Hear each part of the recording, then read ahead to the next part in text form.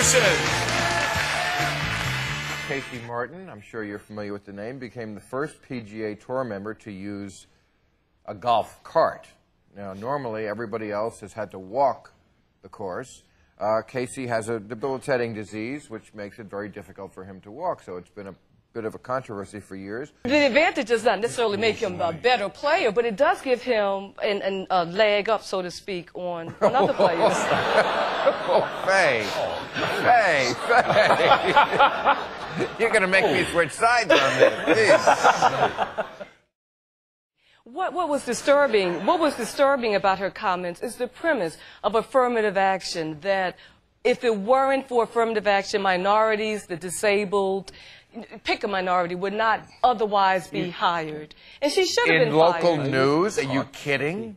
But that they would not be hired because they're not qualified. They would only be hired because of their gender or their disability, not because they're qualified. Are you kidding me? She's a hero. Yes. Among whom? The John Rockers of the world? But Faye, your premise that local people, news people, aren't hired because of their ethnic background is ridiculous. No. That's of course why they're hired. They hire a guy named Alvarez to do the weather because then the Spanish people will watch him and their ratings will go up by 0.2 and then they'll be ahead. If broadcasters were not required to make good faith efforts to hire minorities, there probably would be a complete whitewash of network news. But what she is saying is that they're not qualified. They're only hired because they're minority. Their only skill isn't being black, isn't being a lesbian. This idea that anyone needs any qualifications to be a local news person is preposterous. Well, that's a different issue.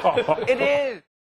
We're no longer competing against our fellow Americans. We're competing against skilled labor in other parts of the world that comes rather cheap.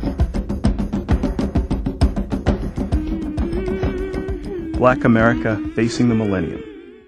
How do we today groom the CEO of a Fortune 20 corporation? It's a mindset. We are not risk takers. We have to raise our children to be entrepreneurs, to get away from the good government job, which in the era of government downsizing is no longer that's unstable. I don't understand why more African Americans don't understand that history. Well, Sean, let me help you out. It's quite simply, race matters in America.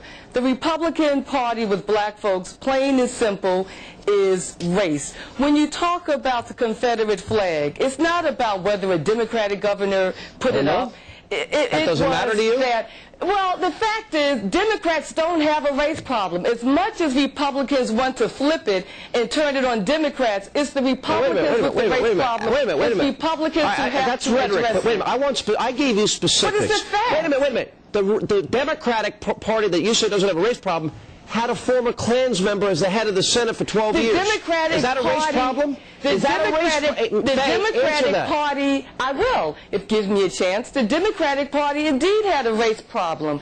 That problem was cleansed by the civil rights movement. That was up to, wait a minute. No. Faye, from 1977. The Democrats who opposed the civil rights movement formed the vanguard of the Republican Party. Wait a minute, Faye, I want you to answer this. Yes. You may be underestimating the value of community. The women who went in solidarity obviously had a need to come together, and it's great, and I commend them for doing that, but it was actually a very cold and rainy day. And let's not forget. That's my cold and rainy day is enough to stop your devotion. Well, no, not my devotion. I'm not going to march in the rain and cold, I'm sorry. Well, I think that because of the shortage of black men for any number of reasons, that black women, I didn't say short men, the shortage of black men, that we have lowered our standards, lowered our expectations.